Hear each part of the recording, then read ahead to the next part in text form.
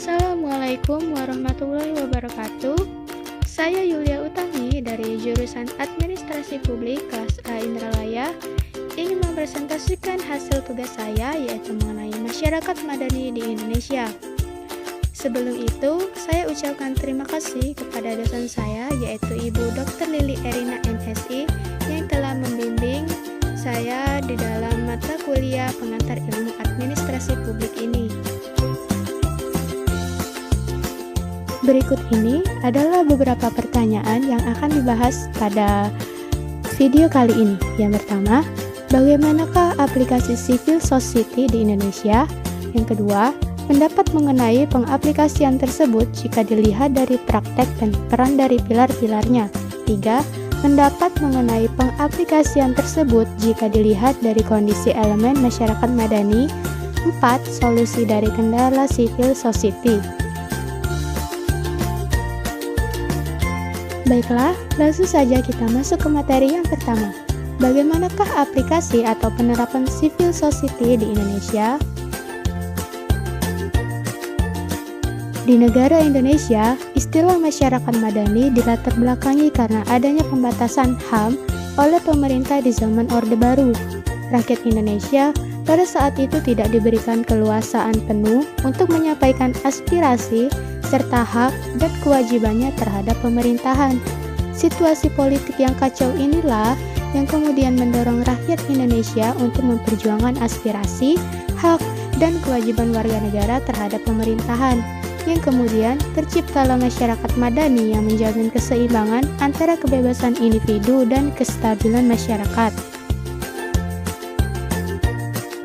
Jadi, menurut saya, pengaplikasian atau penerapan masyarakat madani di Indonesia ini akan menjadi alternatif pemecahan masalah dan membangun hubungan konsultatif antar warga negara dan negara.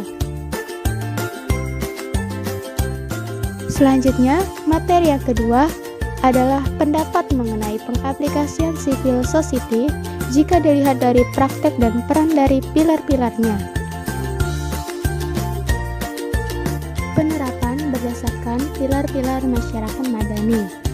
Pilar-pilar masyarakat madani itu ada 5. Yang pertama adalah lembaga masyarakat, yang kedua adalah pers, ketiga supremasi hukum, 4 perguruan tinggi, dan yang terakhir adalah partai politik.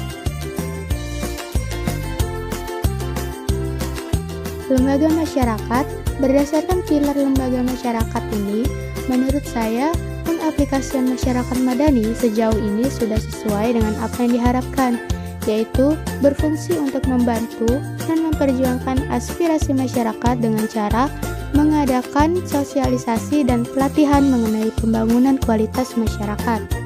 Dan yang kedua adalah pers.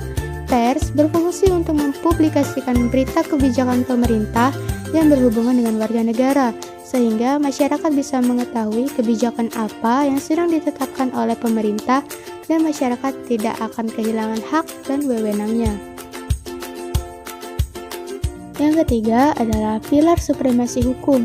Supremasi hukum memberikan jaminan perlindungan terhadap segala bentuk penindasan individu dan kelompok yang melanggar aturan dan HAM, sehingga menurut saya berdasarkan pilar supremasi hukum ini, penerapan masyarakat madani sudah baik karena supremasi hukum akan menjamin keberlangsungan penerapannya. Yang keempat adalah perguruan tinggi. Perguruan tinggi termasuk sebagai pilar masyarakat madani karena perguruan tinggi merupakan sarana yang dapat melahirkan mahasiswa yang dapat menciptakan ide alternatif dalam menyelesaikan masalah yang dihadapi oleh masyarakat. Dan yang terakhir adalah pilar partai politik. Partai politik adalah wadah di mana masyarakat dapat menyampaikan aspirasinya di dalam kehidupan bernegara. Penerapan masyarakat madani melalui pilar ini sudah diterapkan sangat baik di Indonesia. Hal ini dibuktikan dengan banyaknya partai politik yang lahir di Indonesia. Pertanyaan yang ketiga adalah bagaimana pengaplikasian civic society jika dilihat dari kondisi elemen masyarakat madani? Masyarakat madani itu terdiri dari 5 elemen. Yang pertama, keberadaan area ruang publik yang berfungsi sebagai sarana ekspresi masyarakat, dan yang kedua adalah elemen demokrasi. Masyarakat madani tidak akan terwujud tanpa adanya demokrasi. Yang ketiga adalah tenggang rasa atau rasa saling menghormati. Yang keempat adalah kemajemukan, yaitu masyarakat yang pluralis. Dan yang kelima adalah keadilan sosial, yaitu keseimbangan antara hak dan kewajiban warga negara. Jadi, menurut pendapat saya, pengaplikasian civic society jika dilihat dari kondisi elemen masyarakat madani saat ini, yaitu Indonesia telah menciptakan masyarakat madani yang cukup baik, karena elemen-elemen tersebut sudah dimiliki oleh bangsa Indonesia, seperti sikap toleransi, masyarakat yang beragam, dan juga adanya demokrasi.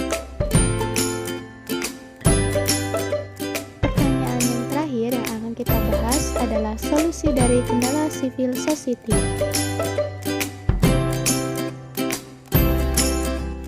Adapun solusi dari kendala penerapan civic society yang pertama, meningkatkan kualitas pendidikan di daerah yang tertinggal. Kedua, mengadakan pemberdayaan masyarakat seperti mengadakan sosialisasi mengenai kehidupan berpolitik. Tiga, memberikan semua layanan bagi pertumbuhan ekonomi dan memperbanyak tenaga kerja. Dan yang selanjutnya adalah meningkatkan pemanfaatan teknologi, informasi, dan e-commerce agar produk ekonomi Indonesia dapat bersaing dengan produk asing. Kemudian, memperluas lapangan pekerjaan dan memberikan sosialisasi kepada masyarakat untuk berwirausaha atau membuka lapangan kerja sendiri. Dan yang terakhir adalah membangun hubungan yang baik antara karyawan dan pihak perusahaan untuk menghindarkan PHK.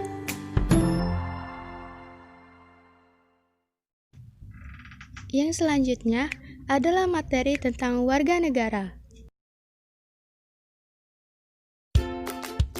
Siapakah saya dalam pengertian warga negara? Saya adalah penduduk negara Indonesia berdasarkan Asas Ius Sanguinis dan Asas Ius Soli. Berdasarkan Asas Ius Sanguinis karena kedua orang tua saya adalah kewarganegaraan Indonesia, dan berdasarkan Asas Ius Soli karena saya lahir di Indonesia. Sebagai warga negara, saya mempunyai kewajiban dan hak penuh dalam menjalankan kehidupan bernegara.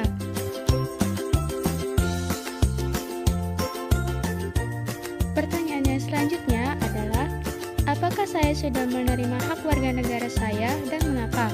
Yang pertama, hak atas pekerjaan dan kehidupan yang layak. Untuk saat ini, hak tersebut belum saya dapatkan, karena saya masih memilih untuk menempuh pendidikan di perguruan tinggi terlebih dahulu, dan biaya hidup saya juga masih ditanggung oleh kedua orang tua saya, sehingga hak tersebut belum bisa saya dapatkan. Hak yang selanjutnya yang belum saya terima adalah hak untuk membentuk keluarga dan melanjutkan keturunan melalui perkawinan yang sah, karena saya memilih untuk menempuh jalan pendidikan terlebih dahulu. Dan hak mengenai hak untuk hidup dan mempertahankan kehidupan sudah saya terima sejak saya lahir.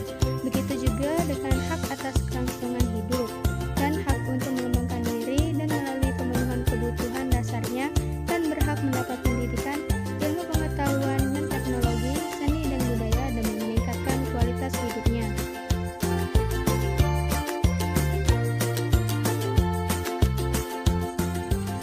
Adapun ketiga hak yang sudah saya terima, yang pertama adalah hak untuk memajukan diri dalam memperjuangkan hak secara kolektif untuk membangun masyarakat, bangsa, dan negara. Selanjutnya adalah hak atas pengakuan, jaminan, perlindungan, dan kepastian hukum yang adil serta perlakuan yang sama di depan hukum. Dan yang ketiga adalah hak untuk mempunyai hak milik pribadi, hak untuk hidup, hak untuk tidak disiksa, hak kemerdekaan pikiran dan hati nurani, hak beragama, hak untuk tidak diperbudak, hak untuk diakui sebagai pribadi di hadapan umum, dan hak untuk tidak dituntut atas dasar hukum yang berlaku.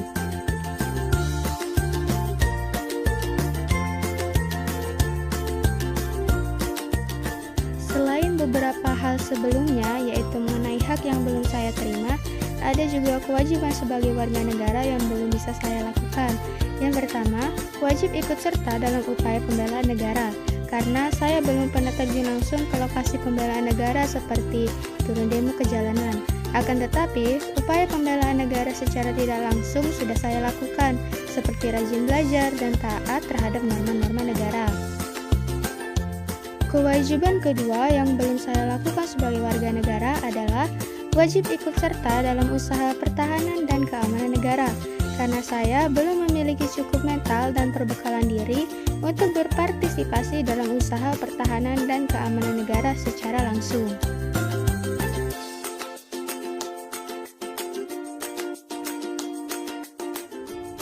Baiklah, mungkin itu saja yang bisa saya sampaikan di dalam materi kali ini.